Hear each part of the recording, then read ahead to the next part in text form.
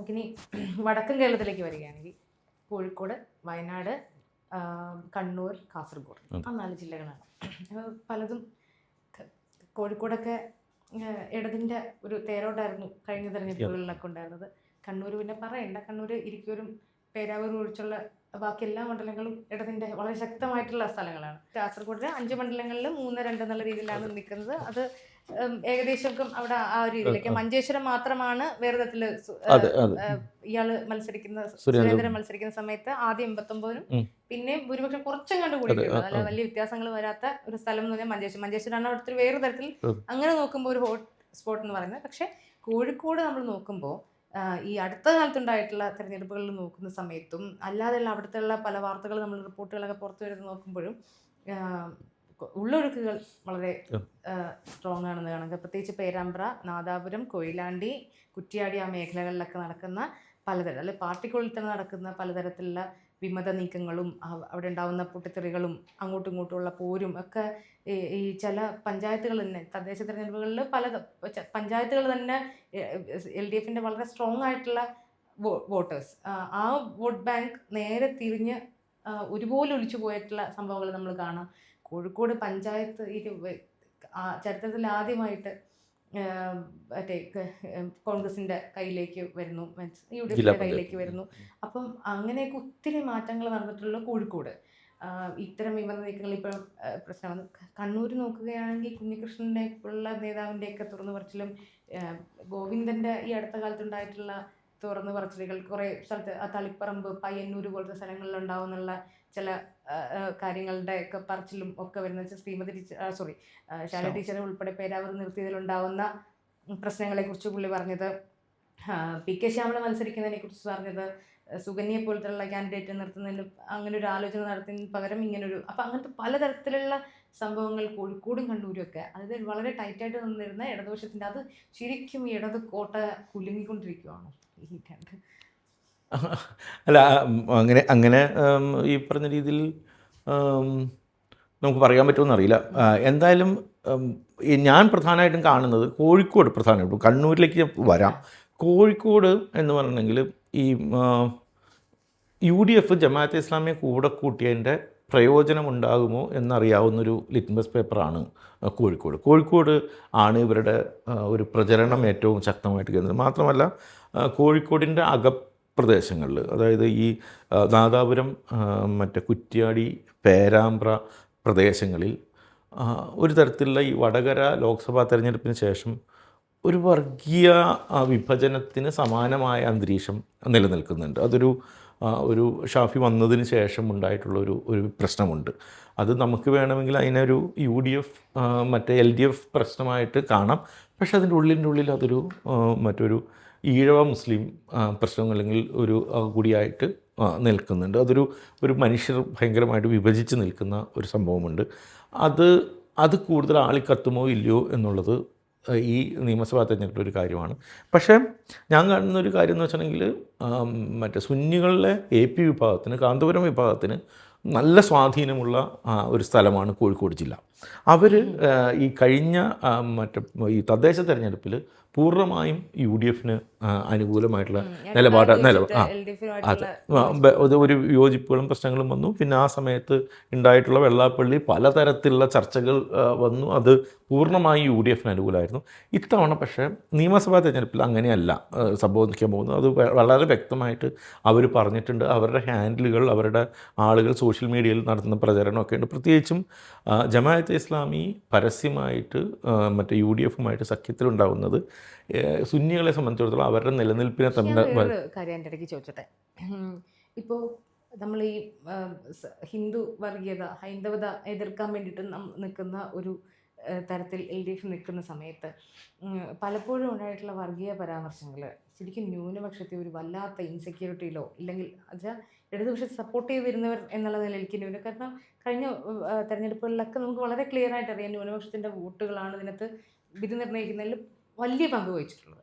അപ്പോൾ അത്തരം പരാമർശങ്ങൾ യഥാർത്ഥത്തിൽ ഈ ഒരു ന്യൂനപക്ഷത്തിനൊരു ഇൻസെക്യൂരിറ്റി ഉണ്ടാക്കാനോ അവർക്കൊരു ഭയപ്പാടുണ്ടാക്കാനോ, പ്രത്യേകിച്ച് ഇപ്പുറത്ത് നിൽക്കുന്നത് സംഘപരിവാറാണ്. അപ്പം അവരെയാണല്ലോ അവരെ എതിർക്കുന്നവർ എന്നുള്ള നിലയ്ക്കായിരിക്കുമല്ലോ സ്വാഭാവികമായിട്ടും ന്യൂനപക്ഷം ഇടതുപക്ഷത്തെ സപ്പോർട്ട് ചെയ്യുന്നത്, LDFനെ സപ്പോർട്ട് ചെയ്യുന്നത്. പക്ഷെ അവരിൽ നിന്നുണ്ടാകുന്ന ഇത്തരം ചെറിയ വളരെ മൈന്യൂട്ടായിട്ടുള്ള ഒരു പ്രതികരണം ഉൾപ്പെടെ ഇപ്പം ചേട്ടൻ പറഞ്ഞ പോലെ സമസ്ത ഉൾപ്പെടെയുള്ള ആൾക്കാർ വെള്ളാപ്പള്ളിയായിട്ടുള്ള ബന്ധപ്പെട്ട ഇഷ്യൂസൊക്കെ നിലനിൽക്കുമ്പോഴാണല്ലോ ഇവർക്ക് ചെറിയ പലതരം ഇഷ്യൂസ് ഉണ്ട്. പക്ഷെ അപ്പം അതൊക്കെ ഈ ഒരു തരം ന്യൂനപക്ഷത്തെ ഭയങ്കരമായിട്ട് ഭയപ്പെടുത്തുന്ന ഒരു പരിപാടി കൂടിയല്ലേ ശരിക്കും. അല്ല, ന്യൂനപക്ഷത്തെ ഭയപ്പെടുത്തുന്ന വെച്ചിട്ടുണ്ടെങ്കിൽ അങ്ങനെ ഒരു പ്രചരണത്തിന് ആക്കം കൂട്ടുന്നതായിരുന്നു. ഒരു കാരണവശാലും എനിക്ക് തോന്നുന്നില്ല ഇവിടുത്തെ ഇടതുപക്ഷം നടത്തിയിട്ടുള്ള ഒരു പരാമർശവും ന്യൂനപക്ഷങ്ങൾക്ക് എതിരായിട്ടോ ഒന്നും നടത്തിയില്ല. എന്ന് വെച്ചിട്ടുണ്ടെങ്കിൽ നമുക്ക് വ്യക്തമായിട്ട് കേരളത്തിൽ കാണാവുന്ന ഒരു കാര്യം, ബ്ലാക്ക് ആൻഡ് വൈറ്റ് പോലെ അറിയാവുന്ന ഒരു കാര്യമാണ് എന്ന് വെച്ചിട്ടുണ്ടെങ്കിൽ ഇവിടെ ഇടതുപക്ഷത്തിൻ്റെ ഒരു ദേശീയ തലത്തിലോ സംസ്ഥാന തലത്തിലുള്ള നിലപാടുകളിൽ ന്യൂനപക്ഷങ്ങൾക്ക് എതിരായിട്ടില്ലെന്ന് മാത്രമല്ല അവർ വളരെ സ്ട്രോങ് ആയിട്ട് മറ്റേ ഈ സംഘപരിവാർ രാഷ്ട്രീയത്തിന് എതിരുമാണ്. അതേസമയം സംഘപരിവാർ രാഷ്ട്രീയത്തിന് പലതരത്തിലും പല നിലയ്ക്കും തുണച്ചു പോന്നിട്ടുള്ള ആളുകളാണ് UDF. അവരാണ് ശരിക്കും പറഞ്ഞാൽ അവരെയാണ് പിന്തുണയ്ക്കാൻ വേണ്ടിയാണ് LDF ന്യൂനപക്ഷ വിരുദ്ധത പറയുന്നു എന്ന പ്രചരണം നടക്കുന്നത്. അത് കുറച്ച് കോമഡി ആയിട്ടാണ് എനിക്ക് എപ്പോഴും തോന്നാറ്. കാരണം പക്ഷേ അത് വിജയിച്ചിട്ടില്ല എന്ന് പറയുന്നില്ല. ഇപ്പോൾ നമ്മുടെ മീഡിയയിലും എല്ലായിടത്തും വന്നിട്ടുള്ള ഒരു സംഭവം വെച്ചിട്ട് അത് വളരെ വിജയിച്ചിട്ടുള്ള അല്ലെങ്കിൽ LDF ന്യൂനപക്ഷങ്ങൾക്ക് എതിരാണ് എന്ന് പറയുന്ന ഒരു പ്രചരണം വിജയിച്ചിട്ടുണ്ട്, ഒരു സംശയവും ഇല്ല അതിൽ. പക്ഷേ അത് ഒരു അടിസ്ഥാനരഹിതമായിട്ടുള്ളൊരു കാര്യമാണ് അത് അങ്ങനെ ഒരു പ്രചരണം ഉണ്ടായിരുന്നത് എന്നുള്ളത്. ഇപ്പോൾ പാർട്ടിയുടെ പ്രധാനപ്പെട്ട സ്ഥാനങ്ങളിൽ ഇരിക്കുന്നവരുടെ വായിൽ നിന്ന് ഇത് വരുന്ന സമയത്ത് സ്വാഭാവികമായിട്ടും അത് ഇടതുപക്ഷത്തെ LDFനെ പോലും അല്ലെങ്കിൽ CPMനെ പോലും അത് ഭയങ്കര വെല്ലുവിളിയായിട്ടില്ല, മീൻസ് ഒരു പ്രശ്നത്തിലാക്കിയിട്ടുണ്ടല്ലോ അവരുടെ പരാമർശങ്ങൾ. ഏത് പരാമർശം എന്ന് വെച്ചിട്ടുണ്ടെങ്കിൽ പരാമർശങ്ങളിൽ പലപ്പോഴും ലീഗിനെതിരെ നടത്തിയിട്ടുള്ള പരാമർശം അല്ലെങ്കിൽ ജമാഅത്തെ ഇസ്ലാമിക്ക് എതിരെ നടത്തിയിട്ടുള്ള പരാമർശം മുസ്ലിം സമൂഹത്തിന് എതിരെ നടത്തുന്നൊരു പരാമർശമാണ് എന്നുള്ള മട്ടിൽ വ്യാഖ്യാനിക്കപ്പെട്ടിട്ടുണ്ട്. അതേപോലെ വെള്ളാപ്പള്ളി ആകെ ഉള്ളതെന്ന് വെച്ചിട്ടുണ്ടെങ്കിൽ എനിക്ക് ഒരു ടാക്റ്റിക്കൽ എററായിട്ട് ലെഫ്റ്റിൻ്റെ ഭാഗത്ത് നിന്നുണ്ടായത് ഈ വെള്ളാപ്പള്ളി നടത്തിയിട്ടുള്ള മറ്റേ ഈ പറയുന്ന രീതിയിൽ മുസ്ലിം വിരുദ്ധ നിലപാടുകൾക്ക് ശേഷം വെള്ളാപ്പള്ളിയെ പിന്തുണയ്ക്കാൻ പോയത്, അല്ലെങ്കിൽ വെള്ളാപ്പള്ളിയെ അയാൾ നടത്തിയ പ്രസ്താവനയെ അല്ലെങ്കിൽ പോലും അയാളെ പിന്തുണയ്ക്കാൻ പോയത് ഒരു ടാക്റ്റിക്കൽ എററായിരുന്നു. പക്ഷേ ആ രീതിയിൽ നോക്കിക്കഴിഞ്ഞിട്ടുണ്ടെങ്കിൽ എത്രയോ തവണ ഈ പറയുന്ന രീതിയിൽ മുസ്ലിം സമൂഹത്തിനെതിരെ ഇപ്പോൾ ഇവിടെ നടക്കുന്ന ആഗോളതലത്തിലോ സംസ്ഥാന തലത്തിൽ നടക്കുന്ന ഒരു മറ്റേ മുസ്ലിം വിരുദ്ധമായിട്ടുള്ള കാര്യങ്ങൾക്ക് എതിരെ ഒരു കോൺഗ്രസ് നേതാവും പ്രതികരിക്കാറില്ല. ഇപ്പോൾ വലിയ തോതിൽ ഉള്ള ഈ പലസ്തീൻ ഇഷ്യൂ വരുന്നു, നമ്മളുടെ ഈ പറയുന്ന പൗരത്വവുമായിട്ട് ബന്ധപ്പെട്ട പ്രശ്നങ്ങൾ വരുന്നു, നോർത്ത് ഇന്ത്യയിൽ നടക്കുന്ന അതിഭീകരമായിട്ട് ഇപ്പോഴും നടന്നുകൊണ്ടിരിക്കുന്ന മുസ്ലിം വേട്ട, ഈ സമയത്തൊന്നും ഇവർ ഒരു യുവ ഇപ്പോൾ ഷാഫി അടക്കമുള്ള ഒരാളും സോഷ്യൽ മീഡിയയിൽ കൂടി പോലും ഒരു പ്രതികരണമാണ്. ഇത് മുഴുവൻ തുടർച്ചയായിട്ട് നടത്തിക്കൊണ്ടിരിക്കുന്നത് ഇവിടുത്തെ ഇടതുപക്ഷമാണ്. ആ രീതിയിൽ നോക്കിക്കഴിഞ്ഞിട്ടുണ്ടെങ്കിൽ അവർ മുഴുവൻ പക്ഷേ ഇടതുപക്ഷം ന്യൂനപക്ഷ വിരുദ്ധമാണ് എന്ന് പറയുന്ന ഒരു പ്രചരണം നടക്കുന്നുണ്ട്. അതിന് നമ്മുടെ മാധ്യമങ്ങളുടെ പിന്തുണയുണ്ട്. സ്വാഭാവികമായിട്ടും UDFലെ ചില കേന്ദ്രങ്ങളിൽ നിന്ന് അത് വരുന്നതാണ്. അതിന് വലിയ ഒരു പിന്തുണ കിട്ടി. ഇപ്പോൾ M സ്വരാജ് പ്രചരിക്കപ്പെട്ട സംഗതികളാണെന്ന് തന്നെ പറയുകയാണെങ്കിൽ തന്നെ ഇത് അത് എഫക്റ്റ് ചെയ്തിട്ടുണ്ട്. ഈ മറ്റേ തദ്ദേശ തെരഞ്ഞെടുപ്പിൽ എഫക്റ്റ് ചെയ്തിട്ടുണ്ട്. അത് എത്രമാത്രം ഇതിൽ നിയമസഭയിൽ എഫക്റ്റ് ചെയ്യും എന്നുള്ളതാണ് നമ്മൾ ചർച്ച ചെയ്തുകൊണ്ടിരിക്കുന്നത്. അത് എഫക്റ്റ് ചെയ്തിട്ടുണ്ടെങ്കിൽ പൂർണ്ണമായും ലെഫ്റ്റിനെതിരായിട്ട് ഇത് മാറും, ഇവിടുത്തെ ഒരു ജനവിധി മാറും. അത് എഫക്റ്റ് ചെയ്യുമോ ഇല്ലയോ എന്നുള്ളത് നമ്മൾ പ്രത്യേകിച്ചും അതിലൊരു പ്രധാനപ്പെട്ട സ്ഥലമാണ് കോഴിക്കോട് ജില്ല. കോഴിക്കോട്ടേക്ക് വരുമ്പോഴത്തേക്ക് ഞാൻ സംസാരം ശ്രദ്ധിക്കുമായിരുന്നു, ഷാഫി പറമ്പിൽ എഫക്റ്റ് ഉണ്ടല്ലോ. അതിന് നിങ്ങൾ എത്രത്തോളം അതിനെ എങ്ങനെ കാണുമെന്ന് എനിക്കറിയില്ല. ഷാഫിയുടെ വടകരയിലെ മത്സരവും വിജയവും, കാരണം ഷാഫി അങ്ങോട്ട് ക്ഷണിക്കുന്നതും ഷാഫിയെ കൊണ്ടു നടക്കുന്നതും എല്ലാം മുസ്ലിം ലീഗാണ്. ഷാഫിയുടെ ഒരു വിജയം ഇപ്പോഴും അവർ വടകരയിലെ ഷാഫിയുടെ ഭൂരിപക്ഷം എന്ന് പറയുന്നത് അതിനൊരു ട്രോൾ മെറ്റീരിയലായിട്ട് കാണുന്നില്ല ഞാൻ. അതിനപ്പുറത്തേക്ക് ഈ മുസ്ലിം കൺസൾട്ടേഷൻസ് മുസ്ലിങ്ങളെല്ലാം കൂടെ ഒരുമിക്കണം എന്ന രീതിയിൽ അതിന് ജമാഅത്തെ ഇസ്ലാമിയുടെ ഒരു പിന്തുണയുണ്ട്. അതെങ്ങനെയാണെന്ന് തോന്നുന്നു എനിക്കൊന്നും വർക്ക് ചെയ്യുന്നത്. ജമാഅത്തെ ഇസ്ലാമി വോട്ട് പിടിക്കുക എന്നുള്ളതല്ല, ജമാഅത്തെ ഇസ്ലാമിക്ക് വെൽഫെയർ പാർട്ടിക്ക് വോട്ട് കിട്ടുന്നതല്ല, ഈ ഒരു മുസ്ലിം സ്വത്വബോധത്തിന് അങ്ങ് വികാരപ്പെടുത്തുക. ഇത് ആ രീതിയിൽ വരുമ്പോൾ ഈ പറയുന്ന രീതികൾ ഈ ഇടതുപക്ഷത്തിൻ്റെ മുസ്ലിം വിരുദ്ധ ന്യൂനപക്ഷ വിരുദ്ധ പരാമർശങ്ങളെ അല്ല എഫക്റ്റ് ആവുക, മറിച്ച് മുസ്ലിങ്ങൾക്കിടയിലുണ്ടായിരിക്കുന്ന ഇത്തരത്തിലുള്ളൊരു ഒരു ഒരു സത്യം പറഞ്ഞ ഒരു വർഗീയമായിട്ടൊരു അവരെ ഒരുമിച്ച് ചേർക്കൽ എന്ന രീതിയിൽ ഈ ഷാഫി പറമ്പിലിൻ്റെ ബൂത്തിൽ എന്താണോ സംഭവിച്ചത് അതിന്റെ പിന്നിൽ പ്രവർത്തിച്ച ഘടകങ്ങളൊക്കെ തന്നെ ആയിരിക്കില്ലേ ഇത്തവണയും പ്രവർത്തിക്കുക എന്ന്? ഒരു കാരണവശാലും ഈ ന്യൂനപക്ഷങ്ങളുടെ ഒരു ഏകീകരണത്തിനെ നമുക്ക് ഒരു വർഗീയത എന്നുള്ളൊരു ഇതിൽ പെടുത്താനായിട്ട് പറ്റില്ല. കാരണം എന്താ വെച്ചിട്ടുണ്ടെങ്കിൽ ഒന്ന് അവരുടെ ഒരു ഇന്ത്യയിലുടനീളം ഈ സംഘപരിവാർ ഭരണം വന്നതിന് ശേഷം ഉണ്ടായിട്ടുള്ള ഒരു തരത്തിലുള്ളൊരു നിരാശയുണ്ട്, അവരുടെ ഒരു ഭയമുണ്ട്. ആ ഭയത്തിന്, ആ ഇൻസെക്യൂരിറ്റിയെ നമ്മൾ ഈ പറഞ്ഞത് രാഷ്ട്രീയമായിട്ട് മുതലെടുക്കുന്ന ആളുകളുണ്ടാവുമായിരിക്കും. ആ മുതലെടുപ്പ് നടക്കുന്നുണ്ടാവുമായിരിക്കും. പക്ഷേ അതൊരു സംഘാടനം എന്നുള്ള രീതിയിൽ അത് വർഗീയമല്ല. മറിച്ച് വോട്ട് ചിലപ്പോൾ കൺസോൾട്ടേറ്റഡ് ആയിട്ട് ചിലപ്പോൾ മാറും. അങ്ങനെ കൺസോൾട്ടേറ്റഡ് ആയിട്ട് വോട്ടുകൾ മാറിക്കഴിഞ്ഞിട്ടുണ്ടെങ്കിൽ ചിലപ്പോൾ അതിന് ഇടതുപക്ഷത്തിന് വിരുദ്ധമാകാനായിട്ട് അതിൽ സാധ്യതയുണ്ട്. അങ്ങനെയാണെങ്കിൽ കോഴിക്കോട്ടിലെ അകത്തുള്ള പല മണ്ഡലങ്ങളും, ഇപ്പോൾ നാദാപുരം, പേരാമ്പ്ര, കുറ്റ്യാടി തുടങ്ങിയിട്ടുള്ള പല മണ്ഡലങ്ങളെയും അത് ബാധിക്കാനുള്ള സാധ്യതയുണ്ട്. ഇപ്പോൾ കഴിഞ്ഞ തവണ ഏതാണ്ട് ഈ പറഞ്ഞ രീതിയിൽ നമ്മുടെ MK മുനീർ കൊടുവള്ളിയിൽ നിന്ന് ജയിച്ചിട്ടുണ്ടായിരുന്നു. അതൊഴിച്ച് വടകരയിൽ നിന്ന് KK രമ ജയിച്ചിട്ടുണ്ടായിരുന്നു. ബാക്കി ഏതാണ്ട് മുഴുവൻ മണ്ഡലം എനിക്ക് തോന്നുന്നു ഇടതുപക്ഷത്തിന് LDFനായിരുന്നു കിട്ടിയിരുന്നത്. അപ്പോൾ അതിൽ നിന്ന് മാറിയിട്ട് ഇപ്പോൾ കോഴിക്കോട് 2ാം മണ്ഡലം, ഇപ്പോഴത്തെ കോഴിക്കോട് സൗത്ത്, പഴയ 2ാം മണ്ഡലം, അത് എന്ന് വെച്ചിട്ടുണ്ടെങ്കിൽ ലീഗിൻ്റെ കയ്യിലുണ്ടായിരുന്നൊരു മണ്ഡലമായിരുന്നു. ലീഗിന് ഭയങ്കര സ്ട്രെങ്ത് ഉണ്ടായിരുന്നു. വളരെ മുമ്പ് എളമരം കരീം അവിടെ നിന്ന് ജയിച്ചിട്ടുണ്ട്. അത് ഒഴിച്ച് കഴിഞ്ഞിട്ടുണ്ടെങ്കിൽ മിക്കവാറും മറ്റേ ഒരു ലീഗിന് ശക്തി. പക്ഷേ കഴിഞ്ഞ തവണ ഈ പറയുന്ന INLൻ്റെ സ്ഥാനാർത്ഥിയായിട്ട് വന്ന അഹമ്മദ് ദേവർകോവിൽ അത് പിടിച്ചെടുത്തു. അത് ഇപ്പോൾ നൂർബിന റഷീദിനെ പോലൊരാളായിരുന്നു അവിടെ മത്സരിച്ചിരുന്നത്. കഴിഞ്ഞ തവണ നമുക്ക് ശ്രദ്ധിക്കേണ്ട കാര്യം എന്ന് വെച്ചിട്ടുണ്ടെങ്കിൽ കഴിഞ്ഞ തവണ കോഴിക്കോട് ഇത്ര വലിയ ഒരു വിജയം ഉണ്ടാവാനുള്ള ഒരു കാരണങ്ങളൊന്ന് സുന്നികളുടെ EK വിഭാഗം അടക്കം, അല്ലെങ്കിൽ AP വിഭാഗം മാത്രമല്ല, പരമ്പരാഗതമായി മുസ്ലിം ലീഗിന് വോട്ട് ചെയ്തുകൊണ്ട് പോയിരുന്ന EK വിഭാഗം അടക്കം കഴിഞ്ഞ തവണ ഇടതുപക്ഷത്തിന് അനുകൂലമായിട്ടായിരുന്നു നിന്നിരുന്നത്. അതുകൊണ്ട് കൂടിയാണ് ഇതുണ്ടായിരുന്നത്. അതിന് അടക്കം തന്നെ അവർ ഈ പറഞ്ഞ രീതിയിൽ സ്ത്രീ സ്ഥാനാർത്ഥികൾക്ക് വലിയ കാര്യമായിട്ടുള്ളൊരു പിന്തുണ നൽകിയില്ല. അതുകൊണ്ട് മാത്രമാണ് അവിടെ മറ്റേ അഹമ്മദ് ദേവർകോവിൽ ജയിച്ചത്. പക്ഷെ ജയിച്ചതിന് ശേഷം അയാൾ അവിടെ ഏറ്റവും അറിയപ്പെടുന്ന ജനകീയനായിട്ടുള്ള ഒരു MLA ആയിട്ട് മാറുക മാത്രമല്ല, കഴിഞ്ഞ ഇടതുപക്ഷ സർക്കാരിലെ ഏറ്റവും ഗംഭീരനായിട്ടുള്ളൊരു മിനിസ്റ്ററായിരുന്നു. അപ്പോൾ അദ്ദേഹത്തിന് 2.5 വർഷം മാത്രമേ പൂർത്തിയാക്കാൻ പറ്റുള്ളൂവെങ്കിലും ആ 2.5 വർഷത്തിനുള്ളിൽ ഒരുപക്ഷെ ഈ തുറമുഖം പോലെയുള്ള മേഖലയിലൊക്കെ ഏറ്റവും നിർണായക ഇടപെടൽ നടത്തിയ ഏറ്റവും സുതാര്യമായിട്ടുള്ളൊരു മിനിസ്റ്ററായിരുന്നു. പക്ഷേ ഈ പറഞ്ഞ രാഷ്ട്രീയ കാര്യങ്ങൾ അവിടെ ബാധിക്കാം. അതേപോലെ തന്നെ കോഴിക്കോട് 1ാം മണ്ഡലം, ഇപ്പോഴത്തെ നോർത്ത് മണ്ഡലത്തിൽ ഈ തോട്ടത്തിൽ രവീന്ദ്രന് 2ാമത് സീറ്റ് നൽകിയതിൽ പലർക്കും വിയോജിപ്പ് ഉണ്ട്.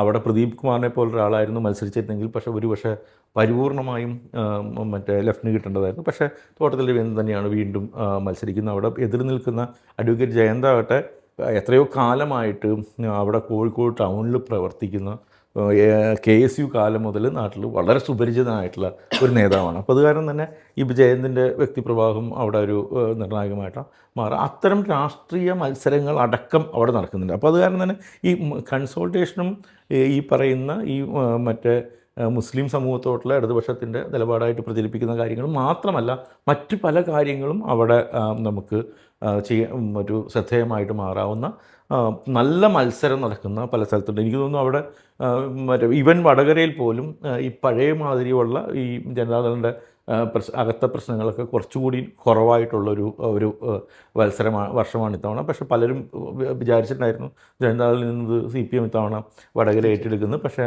അത് അവർ തയ്യാറായില്ല. അത് തുടരുന്നുണ്ട്. അത് കാരണം തന്നെ KK രമയെ സംബന്ധിച്ചിടത്തോളം വീണ്ടും MLA ആകാനുള്ള സാധ്യതകൾ അവിടെ വളരെ കൂടുതലാണ്. പിന്നെയുള്ള ഇതേപോലെ പരമ്പരാഗതമായിട്ട് അവിടെ ജയിച്ചു പോരുന്ന മണ്ഡലങ്ങളാണ് ഈ നാദാപുരവും പേരാമ്പ്രയും പോലും. ഇപ്പോൾ പേരാമ്പ്രയൊക്കെ ഇതേപോലെ ഏത് കാറ്റിലും കുലുങ്ങാത്ത മണ്ഡലങ്ങളായിരുന്നു. പക്ഷേ ഇത്തവണ എല്ലാ സ്ഥലങ്ങളിലും മറ്റേ ഈ പറഞ്ഞ രീതിയിൽ വലിയ ഫൈറ്റ് എല്ലായിടത്തും നമുക്ക് കാണാം. ഇപ്പോൾ കുന്നമംഗലത്ത് PT റഹീമും തന്നെ വീണ്ടും തുടരുന്നതിൽ പലർക്കും താല്പര്യമില്ല. പക്ഷേ കുന്നമംഗലത്ത് അതല്ലാതെ മറ്റൊരു സ്ഥാനാർത്ഥിയെ ഇവർക്ക് നിർദ്ദേശിക്കാനായിട്ടില്ല.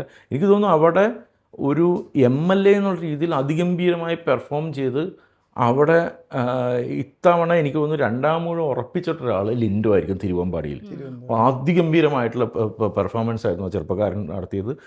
മറ്റ് ഏത് തരത്തിലായാലും ഈ പറയുന്ന പ്രശ്നങ്ങളൊന്നും ബാധിക്കാത്ത തരത്തിൽ, അനുകൂലമോ പ്രതികൂലമായിട്ടുള്ള തരംഗങ്ങളൊന്നും ബാധിക്കാത്ത തരത്തിൽ തിരുവമ്പാടിയിൽ വളരെ സ്ട്രോങ് ആയിട്ട് ലിൻഡോ നിൽക്കുന്നുണ്ട്. അല്ലാതെ ബാക്കിയുള്ള സ്ഥലം പിന്നെ ഒരു പക്ഷേ എളുപ്പത്തിൽ ജയിക്കാൻ പറ്റുന്ന മണ്ഡലങ്ങളിലൊന്ന് മറ്റേ കടലുണ്ടിയാണ്, മറ്റേ ബേപ്പൂരുണ്ട്. സച്ചിൻ പക്ഷേ അൻവർ വരുന്നത് എഫക്ട് ചെയ്യും? ഒരിക്കലും എഫക്റ്റ് ചെയ്യില്ല. ബേപ്പൂര് പറഞ്ഞ രീതിയിൽ റിയാസ് നല്ല ഭൂരിപക്ഷത്തിൽ തന്നെ ജയിക്കും എന്നുള്ളതാണ് എനിക്ക് തോന്നുന്നത്. ബേപ്പൂർ മണ്ഡലത്തിൻ്റെ ഒരു സ്വഭാവമാണ്. പിന്നെ അൻവറിന് എന്തൊക്കെ പറഞ്ഞാലും അൻവർ പുറത്തുനിന്ന് വന്നിട്ട് ബേപ്പൂർ മത്സരിക്കുക. അൻവറിന് പിണറായി വിജയനോട് ഉള്ള വാശിയല്ലാതെ ബേപ്പൂരും അൻവറിനെയും ബന്ധിപ്പിക്കുന്ന ഒരു കാര്യമില്ല. അവിടെ പിണറായി വിജയനെതിരായിട്ടുള്ള ഒരു മത്സരത്തിൻ്റെ ഭാഗമായിട്ട് പുള്ളി അവിടെ റിയാസിനെതിരെ മത്സരിക്കുന്നു. സ്വാഭാവികമായിട്ടും എല്ലാവരുടെയും പിന്തുണ അൻവറിനുണ്ടാവും. കാരണം അവരെ സംബന്ധിച്ചോളം റിയാസ് ഈ പറഞ്ഞ രീതിയിൽ എതിരാളികളെ സംബന്ധിച്ചിടത്തോളം രാഷ്ട്രീയ എതിരാളികളുടെ ഈ പറഞ്ഞ രീതിയിൽ ഏറ്റവും ആദ്യം അവർ തോൽപ്പിക്കാൻ ആഗ്രഹിക്കുന്ന ആളുകളിൽ ഒരാളാണ് റിയാസ്. അത് കാരണം തന്നെ എല്ലാ തരത്തിലുമുള്ള ഇത് നടക്കും. പക്ഷേ അവിടെ വലിയ വ്യത്യാസമൊന്നും ഉണ്ടാകും തോന്നില്ല. പിന്നെ സച്ചിനാണുള്ളത്. സച്ചിൻ MLA എന്നുള്ള രീതിയിൽ എനിക്ക് തോന്നുന്നു ലെഫ്റ്റിൻ്റെ ഏറ്റവും മോശം പെർഫോമറുകളിൽ ഒരാളായിരിക്കും. പക്ഷേ വളരെ സുരക്ഷിതമായിട്ടുള്ളൊരു മണ്ഡലമാണ് ബാലുശ്ശേരി ഉള്ളത്.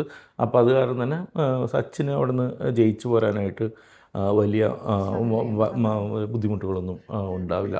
ബാക്കി നമ്മൾ നോക്കേണ്ടത് ഈ പറയുന്ന സംഭവങ്ങൾ, ഈ പറയുന്ന ഒരു മുസ്ലിം ന്യൂനപക്ഷത്തിൻ്റെ ഏകീകരണം ഇടതുപക്ഷത്തിനെതിരെയായിട്ടുണ്ടാവുകയാണെങ്കിൽ ഇപ്പം കൊയിലാണ്ടിയെയും നാദാപുരത്തെയും പേരാമ്പ്രയെയും കുറ്റിയാടിയെയും എല്ലാം വലിയ തോതിൽ അത് ബാധിക്കുകയും. എനിക്ക് നാദാപുരത്തിനെ വേറെ തരത്തിൽ നിന്ന് കാണണമെന്ന് എനിക്ക് തോന്നുന്നുണ്ട്. കാരണം നാദാപുരം അറിയാലോ, നമ്മൾക്ക് ഇടതുപക്ഷത്തിൻ്റെ ഉറച്ച കോട്ട തന്നെയാണ്. എനിക്ക് തോന്നുന്നു CH കാണാനും തുടങ്ങിയിട്ട് പിന്നെ വിമോചന സമരത്തിന് ശേഷം നടന്നിട്ട് CH തന്നെ തോറ്റു.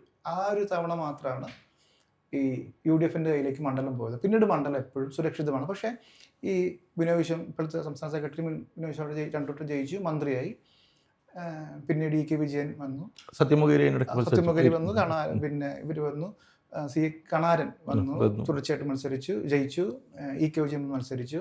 പക്ഷേ ഇപ്പം പുതിയ സ്ഥാനാർത്ഥിയാണ് CPI നിർത്തിയിരിക്കുന്നത്, വസന്തം P. വസന്തം എന്ന് പറയുമ്പോഴത്തേക്ക് പിന്നെ വലിയ രീതിയിൽ പിന്നെ തൊഴിലല്ലെങ്കിൽ ജയിലെന്ന് പറഞ്ഞ് വലിയ മാർച്ച് നടത്തി, അതിലേക്ക് വൈസ് ജാഥ ക്യാപ്റ്റനായിരുന്നു. ആ രീതിയിൽ വളരെ പറയാത്തൊക്കെ വലിയൊരു പാരമ്പര്യമുണ്ട് പാർട്ടി പ്രവർത്തനത്തിൽ. പക്ഷേ ഇത്തവണ വരുമ്പോഴത്തേക്ക് നമ്മൾ നാദാപുരത്തിൻ്റെ ഒരു കഴിഞ്ഞ കണക്കുകൾ നോക്കുമ്പോഴത്തേക്ക് ഈ ഭൂരിപക്ഷം ഭയങ്കരമായിട്ട് കുറഞ്ഞു വരുന്നുണ്ട്. 4000 കുറഞ്ഞ് കഴിഞ്ഞ പ്രാവശ്യം ജയിച്ചത്. ഇത്തവണ അഭിജിത്താണ് അവിടെ സ്ഥാനാർത്ഥിയായിട്ട് വരുന്നത്. അപ്പോൾ അവിടെ ഞാൻ ഈ പ്രത്യേകത എന്ന് പറയാൻ കാരണം അവിടെ നിന്നുള്ള ഈ വോട്ടിൽ ഈഴവ വോട്ടിൽ നിർണായകമായിട്ട് സ്വാധീനമുള്ളൊരു മണ്ഡലമാണ്. ഈ ഈഴവ വോട്ടിൽ നിന്ന് വലിയ രീതിയിലുള്ള വോട്ട് ചോർച്ച പോക്ക് ഈ BJPയിലേക്ക് പോകുന്നുണ്ട്. 16 നിന്ന് 21 വരുമ്പം ഏകദേശം ഒരു 7% വളർച്ചയ്ക്കാണ് BJP അവിടെ നേടിയിരിക്കുന്നത്. അപ്പോൾ ഈ ഇത്തവണയും BJP അവിടെ വോട്ട് പിടിക്കുകയും ഈ അഭിജിത്തിനെ പോലത്തെ ഒരു ചെറുപ്പക്കാരൻ എന്ന നിലയിൽ അവിടെ വന്ന് അവിടെ അഭിജിത്ത് കുറച്ച് നാളായിട്ട് അവിടെ വർക്ക് ചെയ്യുന്നുണ്ട്. അപ്പം ആ ഒരു സ്വാധീനം അഭിജിത്തിന് വ്യക്തിപരമായിട്ട്, പിന്നെ ലീഗിൻ്റെ സപ്പോർട്ടും കൂടെ കിട്ടിയാലും, ഇപ്പുറം P. വസന്തത്തെ കുറിച്ചുള്ള ഒരു പ്രശ്നം എന്ന് വെച്ച് കഴിഞ്ഞാൽ മണ്ഡലത്തിൽ അത്ര സുപരിചിതയല്ല എന്നുള്ളൊരു ഘടകമൊക്കെ ഉണ്ട്. പക്ഷെ എന്നാലും ഈ ഘടകങ്ങളൊക്കെ ഒരു വലിയ ടൈറ്റിലേക്ക് കോഴിക്കോട് ഇടതുപക്ഷത്തിന് ഒരു ഭീഷണിയായിട്ട് നിൽക്കുന്ന ഒരു സിറ്റിംഗ് സീറ്റ് എന്ന് പറയുന്നത് ഞാൻ നാദാപുരമായിട്ട് കാണുന്നുണ്ട്. പക്ഷെ അപ്പോഴും ഈ പറയുന്നത് പോലെ അതൊരു ഉറച്ച കോട്ടയാണ്. ഒരിക്കലും കൈവിട്ടില്ല. വിമോചന സമരത്തിൻ്റെ രാഷ്ട്രീയ പശ്ചാത്തലത്തിൽ അല്ലാതെ ഒരിക്കൽ പോലും കൈവിടാത്തൊരു മണ്ഡലമാണ്. ഇത്തവണയും വലിയ രീതിയിൽ അല്ലെങ്കിലും ഈ പറഞ്ഞ പോലെ ഒരു 2000-ൻ്റെ ഇടയ്ക്കിലെങ്കിലും വിജയം കൊണ്ടുവരുന്നുണ്ടെങ്കിലും പക്ഷേ നാദാപുരം ഒരു ഭീഷണിയാണ്. ഞാൻ എൻ്റെ ചോദ്യത്തിലേക്ക് വരാം. നമ്മൾ ഈ മുസ്ലിം കൺസൾട്ടേഷൻ്റെ കാര്യം പറയുന്ന പോലെ കോഴിക്കോടിന് ഈ BJP ഏതെങ്കിലും തരത്തിൽ അവിടെ സ്വാധീനം വളർത്തുന്നുണ്ട്? പ്രത്യേകിച്ച് നാദാപുരം പറഞ്ഞ് ഇപ്പോഴത്തേക്ക് കോഴിക്കോട് സൗത്തിലേക്ക് വരുമ്പോഴത്തേക്ക് അവിടെ കേൾക്കണോട് ചർച്ച എന്ന് പറഞ്ഞാൽ സൗത്തിൽ 2 സ്ഥാനാർത്ഥി മുസ്ലിങ്ങൾ, ഇപ്പുറത്തെ നവ്യ ഹരിദാസ് എന്ന് പറഞ്ഞിട്ടുള്ളൊരു പെൺകുട്ടിയാണ് അവിടെ കോർപ്പറേഷനിൽ ജയിച്ചിട്ടുള്ളൊരു അത്യാവശ്യം സ്ട്രോങ് ആയിട്ടുള്ളൊരു കാൻഡിഡേറ്റ് അവരെ സംബന്ധിച്ചിടത്തോളം. അപ്പോൾ ഈ കോഴിക്കോട് BJPയുടെ ഒരു വളർച്ചയെ ഏതെങ്കിലും എങ്ങനെ നിങ്ങൾ നോക്കിക്കാണുന്നത്? എനിക്ക് തോന്നുന്നത് BJP 2001 എത്തിയ വളർച്ച. അത് 2016 നിന്ന് 2021 എത്തിയൊരു വളർച്ചയുണ്ട്. അതായത് 2014 മറ്റേ നരേന്ദ്രമോദി സർക്കാർ വരുന്നു, തുടർച്ചയായിട്ട് BJP ഭരിക്കുന്നു. അത് വച്ചിട്ട് കേരളത്തിലടക്കം BJPക്ക് ചെറിയൊരു വളർച്ച ഉണ്ടായിട്ടുണ്ട്. അത് 2021 തെരഞ്ഞെടുപ്പുകളിൽ നമ്മൾ കണ്ടു. അതിനുശേഷം BJPയുടെ വളർച്ച സ്റ്റാഗ്നേറ്റഡ് ആണ്. അതിൽ വലിയ വളർച്ചയൊന്നും കഴിഞ്ഞ ഇതിൽ മൊത്തത്തിൽ ഉള്ളൊരു ശതമാനക്കണക്ക് നോക്കിക്കഴിഞ്ഞാൽ മറ്റേ ഇവിടുത്തെ തദ്ദേശ തെരഞ്ഞെടുപ്പിൽ പോലും നമ്മൾ നോക്കിക്കഴിഞ്ഞിട്ടുണ്ടെങ്കിൽ അങ്ങനെ ഒരു വലിയ തോതിലുള്ളൊരു വളർച്ച BJPക്ക് ഉണ്ടായെന്ന് എനിക്ക് തോന്നുന്നില്ല. ഈ തെക്കൻ കേരളത്തിൽ ചെറിയൊരു വ്യത്യാസം ഉണ്ടായിട്ടുണ്ടായിരുന്നു, പലതരത്തിലുള്ള എതിർപ്പുകൾ ഉണ്ടായിരുന്നു. പക്ഷേ അത് വോട്ടിംഗ് ശതമാനത്തിലൊക്കെ വലിയ തോതിൽ വലിയ വോട്ടിംഗ് ശതമാനം അവിടെ കുതിച്ചാടുക ഒന്നും ചെയ്യുന്നില്ല. അത് കാരണം തന്നെ നാദാപുരം അടക്കമുള്ള ഒരു മണ്ഡലത്തിലും BJPയുടെ വളർച്ച വലിയ കാര്യമില്ല. പരമ്പരാഗതമായിട്ട് നവ്യ ഹരിദാസ് കോഴിക്കോട് മറ്റേ ഈ സൗത്ത് മണ്ഡലത്തിൽ സ്ഥിരമായിട്ട് മത്സരിക്കുന്ന ആളാണ്. ഇപ്പം 3ാമത്തെ തെരഞ്ഞെടുപ്പ് പറ്റിയാണ് മത്സരിക്കുന്നത്. അവർ മറ്റേ ഇവിടെയും മത്സരിച്ചിരുന്നു. അതായത് വയനാട് മറ്റേ രാഹുൽ ഗാന്ധിക്കെതിരെ പാർലമെൻറ്റ് ഇലക്ഷനിൽ മത്സരിക്കുകയും ചെയ്തിരുന്നു. ആ സമയത്തെല്ലാം അവർ ഒരു പോപ്പുലർ കാൻഡിഡേറ്റാണ്, അവർക്ക് വോട്ട് കിട്ടും, ഒരു സംശയമില്ല. പക്ഷേ ആ വോട്ട് ഒരു BJPയുടെ വളർച്ചയായിട്ട് ഞാൻ കാണുന്നില്ല. അങ്ങനെ ഒരു BJPക്ക് വളർച്ചയില്ല. ഈ മണ്ഡലങ്ങളിലെല്ലാം നിർണ്ണായകം. ഇപ്പോൾ അഭിജിത്ത് അവിടെ നന്നായിട്ട് പണിയെടുക്കുന്നുണ്ട്, കാലങ്ങളായിട്ട് അവിടെ നിന്ന് പണിയെടുക്കുന്നതാണ്, ജയിക്കാൻ ഉള്ള വർക്കാണ് നടത്തുന്നത്. അവിടെ ഇതേപോലെ തന്നെ ഒരു കൺസോൾട്ടേഷനും കൂടി ഉണ്ടായിക്കഴിഞ്ഞിട്ടുണ്ടെങ്കിൽ അഭിജിത്തിന് ജയിച്ചു പോരാം. അതേ പ്രശ്നം മറ്റേ കൊയിലാണ്ടിയിലുണ്ട്. കൊയിലാണ്ടിയിൽ ഈ പറഞ്ഞ രീതിയിൽ ദാസേട്ടനെ തിരിച്ച് കൊണ്ടുവന്ന് സ്ഥാനാർത്ഥിയാക്കേണ്ട ഒരു അവസ്ഥയിലാണ് മറ്റേ CPM. അല്ലെങ്കിൽ അവിടെ ഒരു പുതിയ സ്ഥാനാർത്ഥിയെ കൊണ്ടുവരാനുള്ളൊരു ശ്രമം പോലും അവരവിടെ നടത്തിയിട്ടില്ലായിരുന്നു. ഇപ്പോൾ കാനത്തിൽ ജമീല അവിടെ മറ്റേ MLA ആയിരിക്കുന്ന സമയത്ത് അവർ മരിച്ച ആളാണ്. അപ്പോൾ അവർക്ക് പകരമായിട്ടൊരു സ്ഥാനാർത്ഥിയെക്കുറിച്ചിട്ട് ഇവർക്ക് ആലോചിക്കുമ്പോൾ ഇവർക്ക് മുന്നേ ഉള്ള ഒരു 3 വട്ടം MLA ആയിരുന്ന ഒരാളെ തിരിച്ചു കൊണ്ടുവരണം എന്നുള്ള രീതിയിലാണ് അവർ നിൽക്കുന്നതെങ്കിൽ ഒരു ചെറിയ പ്രശ്നമുണ്ട് അവിടെ. അപ്പോൾ അത് കാരണം തന്നെ അതെല്ലാം ഘടകങ്ങളാണ്. നമ്മൾ നേരത്തെ പറഞ്ഞ പോലെ തന്നെ ഈ മണ്ഡലങ്ങളെ മുഴുവൻ ബാധിക്കാവുന്ന പ്രശ്നങ്ങൾ ഉണ്ട് അകത്ത്. അത് ഇലക്ഷനിൽ എത്രമാത്രം വരും എന്നുണ്ടെങ്കിൽ വളരെ നിർണായകമായൊരു കാര്യവുമാണ്. വയനാട് നമുക്ക് ആസ് യൂഷ്വൽ അങ്ങനത്തെ ഒരു രീതിയിൽ തന്നെ പോകുമെന്ന് വിചാരിക്കാം. പക്ഷെ കണ്ണൂരേക്ക് വരുമ്പം സ്ഥിതി അല്ലല്ല, വയനാടിനെ എനിക്ക് ചെറിയ 2 കാര്യങ്ങൾ പറയാനുണ്ട്. ഒന്ന്, വയനാട് 2 കാര്യങ്ങളൊന്നും. ഒന്ന് കൽപ്പറ്റ. ഈ കൽപ്പറ്റയിൽ സിദ്ദിഖിൻ്റെ വിജയം, അവിടെ ഒരു മുസ്ലിം ഭൂരിപക്ഷമുള്ളൊരു മണ്ഡലമാണ് സിദ്ദിഖിൻ്റെ വിജയം. പക്ഷെ ആ വിജയം ഇടതുപക്ഷത്തിന് ഒരു തരത്തിലുള്ളൊരു തിരിച്ചടിയാവത്തില്ല. പ്രത്യേകിച്ച് ഈ പുനരധിവാസത്തിൻ്റെ സിദ്ദിഖ് അപമാനിതനായിട്ടുള്ളൊരു നേതാവും കൂടിയാണ് ഈ കൂപ്പുവിളിയൊക്കെ കേട്ടിട്ടുള്ളത്. അപ്പോൾ ആ മണ്ഡലത്തിന് വലിയ അത്ഭുതങ്ങൾ നടക്കുന്നില്ല. കാരണം കൽപ്പറ്റ ഘടകകക്ഷി കൊടുത്തിരിക്കുകയാണ്. പക്ഷേ CPM സംസ്ഥാന സർക്കാർ തന്നെ അവരുടെ ഏറ്റവും വലിയ നേട്ടമായിട്ട് കൊണ്ടു നടക്കുന്ന ഒന്ന് പദ്ധതിയാണല്ലോ, അവരുടെ ഒരു നേട്ടമായിട്ട് തന്നെ പറയുന്നത് പുനരധിവാസം ഇതൊക്കെ. അപ്പം ആ മണ്ഡലത്തിലെ വിജയം ഭരണത്തെ സ്വാധീനിക്കില്ല എന്നുള്ളതല്ല ഞാൻ പറഞ്ഞത്. അതൊരു ചർച്ച. പിന്നെ 2ാമത്തെ കാര്യത്തിലേക്ക് വരുമ്പോഴത്തേക്ക് 3 മണ്ഡലങ്ങളാണുള്ളത് അവിടെ: മാനന്തവാടി, സുൽത്താൻ ബത്തേരി. ഈ സുൽത്താൻ ബത്തേരിയിൽ വരുമ്പോഴത്തേക്ക് അവിടെ IC ബാലകൃഷ്ണനാണ് വീണ്ടും സ്ഥാനാർത്ഥി. നമുക്കറിയാം ഇപ്പോൾ ഈ UDF കോൺഗ്രസിൽ പേര് ദോഷം കേൾപ്പിച്ച 3 MLA-മാരൊന്നും വിൻസെന്റും 2 പേർക്കെതിരെ ഉള്ളത് സമാനമായ സ്ത്രീ വിഷയമാണെങ്കിൽ IC ബാലകൃഷ്ണൻ എനിക്ക് തോന്നുന്നു ഏറ്റവും രൂക്ഷമായിട്ടുള്ള ഒരു ഭയങ്കര IC ബാലകൃഷ്ണനെ പോലെ അവിടെ നിൽക്കുന്നു. രണ്ടാമത്തെ കാര്യം മാനന്തവാടി സീറ്റിലേക്ക് ORK മന്ത്രിയാണ് മത്സരിക്കുന്നത്. അവിടെ പറഞ്ഞു കേട്ടിരുന്ന ഒരു സംഭവം ഈ ജാനുവിൻ്റെ ഒരു പേരാണ്. ജാനുവിന് കിട്ടുമെന്ന് വിചാരിച്ചു. വൈക്കത്ത് സണ്ണി M കവിക്കാടിന് സീറ്റ് പറഞ്ഞു കൊടുക്കാതിരുന്ന പോലെ ജാനുവിനെ ഒഴിവാക്കുന്നു. പക്ഷെ 2 മാത്രമല്ല, സുൽത്താൻ ബത്തേരിയിലും മാനന്തവാടിയിലും നിൽക്കുന്ന ഈ സ്ഥാനാർത്ഥികൾ കുറച്ച് വിഭാഗത്തിന്, അതായത് ആ വലിയ ആധിപത്യമുള്ളൊരു സമൂഹം. പക്ഷെ എന്നാലും ഈ പൊതുവിൽ ആദിവാസി വിഭാഗങ്ങളിൽ കുറച്ച് ഉയർന്നു നിൽക്കുന്ന വിഭാഗത്തിന് ബാക്കി പണിയ വിഭാഗത്തിനെയൊക്കെ പൂർണ്ണമായിട്ടും തള്ളിക്കളഞ്ഞിട്ടുണ്ട്. അപ്പം ഈ വയനാട് പൊതുവെ പറയുന്നത് UDF അനുകൂല ജില്ല എന്നൊക്കെ പറയുന്നൊരു ജില്ലയാണ്. ഇപ്പം 3 സീറ്റ് ഉള്ളെങ്കിൽ പോലും ആ ചെറിയ ജില്ലയിൽ ഇത്തരം ഒരു പ്രശ്നങ്ങൾ നമ്മൾ അഡ്രസ് ചെയ്യാതെ രാഷ്ട്രീയമായിട്ടല്ല, ഈ IC ബാലകൃഷ്ണ സ്ഥാനാർത്ഥിത്വവും CK ജാനുവിൻ്റെ സ്ഥാനാർത്ഥി നിഷേധവും നിഷേധിക്കപ്പെട്ടതും നമ്മൾ ഒന്ന് ഇത്രത്തോളം ചർച്ച ചെയ്യും. ആൾക്കാരിലേക്ക് ഇല്ല, ഞാൻ നമ്മൾ ഈ ചർച്ച വെച്ചിട്ടുണ്ടെങ്കിൽ ജാനുവിന് മറ്റേ ഒരു പറഞ്ഞു പറ്റിച്ച സംഭവം എന്ന് പറയുന്നത് വയനാട്ടിൽ ബാധിക്കുന്നതിനേക്കാൾ കൂടുതൽ പൊതുസമൂഹത്തിൽ അതൊരു കോൺഗ്രസിനോടുള്ള ഒരു മതിപ്പ് കുറയാനായിട്ട് കാരണമായി എന്നൊരു ഉപരിയായിട്ട് വയനാട്ടിൽ അത് ഇലക്ഷൻ ബാധിക്കും. വയനാട്ടിൽ ബാധിക്കാൻ സാധ്യതയുള്ളത് IC ബാലകൃഷ്ണനെതിരായിട്ടുള്ള പ്രശ്നങ്ങളാണ്. IC ബാലകൃഷ്ണനെ പോലെ ഒരാൾക്കെതിരെ ഉണ്ടായിട്ടുള്ള പ്രശ്നം വളരെ മറ്റേ ഒരു തരത്തിൽ മോശമായിട്ട് ഒരുപക്ഷെ സുൽത്താൻ ബത്തേരിൽ അവരുടെ വിജയസാധ്യതയെ പോലും കോൺഗ്രസ്സിന് ബാധിക്കാനായിട്ട് കാര്യമുണ്ട്. മാനന്തവാടിയിൽ കേളുവിന് വലിയ പ്രശ്നമൊന്നുമില്ലാതെ ചിലപ്പോൾ ഒരുപക്ഷെ ജയിക്കാൻ പറ്റിയേക്കും. പക്ഷെ എപ്പോഴും മാനന്തവാടിയൊക്കെ എപ്പോഴും നമ്മൾ കാണേണ്ടതെന്ന് വെച്ചിട്ടുണ്ടെങ്കിൽ ഭരണത്തിന് അനുകൂലമായിട്ടുള്ളൊരു, അതായത് ഒരു വികാരം ഉണ്ടായിക്കഴിഞ്ഞിട്ടുണ്ടെങ്കിൽ അതിനൊപ്പം മാനന്തവാടിയും ഉണ്ടാകും. അപ്പോൾ അത് കാരണം തന്നെ മറ്റേ UDF അനുകൂലമായിട്ടൊരു തരംഗം ഉണ്ടാവുകയാണെങ്കിൽ അവിടെ ഓർക്കുള്ളുവിന് തോൽവി സംഭവിക്കും, അല്ലെങ്കിൽ നിലനിർത്താൻ പറ്റും. പിന്നെ സിദ്ദിഖിൻ്റെ കാര്യം നമ്മൾ പറയേണ്ട കാര്യം വെച്ചിട്ടുണ്ടെങ്കിൽ സിദ്ദിഖിന് അവിടെ കൂവലേറ്റത് സിദ്ദിഖിനോടുള്ള പ്രശ്നമല്ല, അത് കോൺഗ്രസ്സിനോടുള്ള ഒരു നിലപാടാണ്. സിദ്ദിഖ് ശരിക്കും പറഞ്ഞെങ്കിൽ ചൂരൽമല ദുരിതമുണ്ടായ സമയത്ത് വളരെ ആക്റ്റീവായിട്ട് പ്രവർത്തിച്ച് അവിടെ ജനങ്ങളുടെ ഒപ്പം നിന്ന ഒരു MLA ആണ്. അയാളെക്കുറിച്ചിട്ട് അങ്ങനെ ഒരു പരാതി അവിടെ നാട്ടുകാർക്കുണ്ടാവാൻ യാതൊരു സാധ്യതയില്ല. സിദ്ദിഖ് അല്ല, കോൺഗ്രസ്സുകാർ ഈ പദ്ധതിയിൽ നടത്തിയിട്ടുള്ള ഈ പറയുന്ന മറ്റേ വൃത്തികേടുകൾ, പറഞ്ഞ് പറ്റിച്ചിട്ടുള്ള കാര്യങ്ങൾ, പിരിച്ചിട്ട് ഉള്ളതിന് കണക്കില്ലാത്തതിൻ്റെ കാര്യങ്ങൾ 100 തവണ പല കാര്യങ്ങളും മാറ്റിവെക്കുകയും ചെയ്തതെന്ന് വെച്ചിട്ടുണ്ടെങ്കിൽ ഈ പ്രതിപക്ഷത്തിരുന്നിട്ട് ഇത്രയും അഴിമതി ചെയ്യാൻ പറ്റുമോ എന്ന് നമ്മൾ അത്ഭുതപ്പെടുന്ന തരത്തിൽ അവർ അവിടെ വളരെ മോശമായിട്ടാണ് പ്രവർത്തിക്കുക. മാത്രമല്ല എല്ലാത്തിനും ഈ വയനാടുമായിട്ട് ബന്ധപ്പെട്ട് ഇപ്പോൾ തുരങ്കപാതയ്ക്ക് എല്ലാത്തിനും ഒരു നെഗറ്റീവായിട്ടുള്ള ഒരു സംഭവം കോൺഗ്രസ് ചെയ്യുക, അങ്ങനെയുള്ള കോൺഗ്രസിനോടുള്ളൊരു പൊതു എതിർപ്പാണ് അവിടെ ഉണ്ടായിരുന്നത്. പക്ഷേ അത് സിദ്ദിഖിനെ പേഴ്സണലായിട്ട് ബാധിക്കുമെന്ന് എനിക്ക് തോന്നുന്നില്ല. സിദ്ദിഖിന് അത് കാരണം തന്നെ അവിടെ നിന്ന് വേണമെങ്കിൽ ജയിച്ച് പോരാവുന്ന ഒരു സാഹചര്യം ഉണ്ടാവും. പക്ഷേ കഴിഞ്ഞ തവണ നമ്മൾ ഓർക്കേണ്ട കാര്യം എന്ന് വെച്ചിട്ടുണ്ടെങ്കിൽ കഴിഞ്ഞ തവണ ഇടതുപക്ഷക്കാരാണ് സിദ്ദിഖിനെ ജയിപ്പിച്ചത്.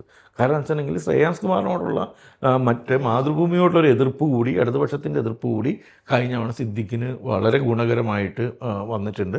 പക്ഷേ അതിനുശേഷം ഇതേപോലെ എത്രയോ കാലമായിട്ട് ഈ സ്ഥാനാർത്ഥിത്വം നിഷേധിക്കപ്പെട്ടുകൊണ്ടിരുന്ന ഒരാളാണ് സിദ്ദിഖ്. പലപ്പോഴും അതിൻ്റെ വക്ക് വരെ എത്തും, എന്നിട്ട് തിരിച്ചു പോരേണ്ടി വരും, അങ്ങനെ ഒരാളായിരുന്നു. അത് കാരണം തന്നെ സിദ്ദിഖിന് വന്നു കഴിഞ്ഞപ്പോൾ അദ്ദേഹം അത് മുതലെടുക്കുകയും അദ്ദേഹം അതൊരു നല്ല രീതിയിൽ പ്രവർത്തിക്കുകയും ചെയ്തിട്ടുണ്ട്. അത് കാരണം തന്നെ എനിക്ക് തോന്നുന്നു കൽപ്പറ്റ ഒരു തൽസ്ഥിതി തുടർന്നാലും വലിയ അത്ഭുതമൊന്നും വിചാരിക്കുന്ന കാര്യമില്ല. ഇടതുപക്ഷത്തിന്റെയും CPM-ന്റെയും ഈ സർക്കാരിന്റെയും ഒരു പ്രചാരണ ആയുധമായിട്ടൊരു ജില്ലയാണ്. കാരണം അവർക്ക് എപ്പോഴും മുന്നോട്ട് വയ്ക്കും, ഒന്ന് അവരുടെ നേട്ടം. എനിക്ക് തോന്നുന്നു. പക്ഷേ ചൂരൽമല പദ്ധതി ഇടതുപക്ഷം ചൂണ്ടിക്കാണിക്കുന്നത് അവരുടെ സ്റ്റേറ്റ് ലെവലിലുള്ള പ്രചാരണത്തിൽ അത് അവിടെ ഉണ്ടാവുക, അതിന് ഗുണം ഉണ്ടാവുകയില്ലോ എന്നല്ല. പക്ഷേ പ്രാദേശികമായിട്ട് ഭയങ്കര ഗുണങ്ങളൊക്കെ ഉണ്ടായിട്ടുണ്ട് ഇടതുപക്ഷത്തിന് അത് വെച്ചിട്ട്. കാരണം അവിടെയുള്ള ജനങ്ങൾക്ക് ഭയങ്കര മതിപ്പ് കൂടിയൊക്കെ ചെയ്തിട്ടുണ്ട്. പക്ഷേ എനിക്ക് തോന്നുന്നു കൽപ്പറ്റയിലെ ജയത്തേക്കാൾ കൂടുതൽ അവർ അതിനൊരു ജില്ലയുടെ ഒരു ഇപ്പം അത് നേട്ടം എന്ന് പറയുന്ന പോലെ ഇപ്പുറത്ത് UDF-നെ ഏതെങ്കിലും തരത്തിലും UDF-നെതിരെയുള്ള പ്രത്യേകിച്ച് കോൺഗ്രസിനെതിരെയുള്ള പ്രധാനമായിട്ട് ആയുധമാണല്ലോ ഈ ഇതിന്റെ വനോത്സവത്തിന്റെ അതും ആ രീതിയിലും വയനാട് ഒരു നിർണായകമായിട്ടുള്ളൊരു ജില്ല തന്നെയാണ്. അതിലൊരു ചെറിയ 3 സീറ്റേ ഉള്ളൂ എന്ന് പറഞ്ഞാലും മൊത്തത്തില് കേരളത്തിലെ മൊത്തത്തിലെ തീരുമാനത്തില് ആ ജില്ലയ്ക്കൊരു വിവാദങ്ങൾ നിൽക്കുമ്പോഴാണ് തദ്ദേശ തെരഞ്ഞെടുപ്പിൽ ഇവർക്ക് UDF-ന് അനുകൂലമായിട്ടുള്ള കാറ്റായിരുന്നു ഉണ്ടായിരുന്നുള്ളതാണ് ഇടയ്ക്കായിട്ടുള്ളൊരു ഇത്. അത് എത്രത്തോളം ഇവിടെ ലോക്കലി ബാധിച്ചിട്ടുണ്ടെന്നുള്ളതാണ് ഏറ്റവും വലിയ ലോക്കലായിട്ടുള്ള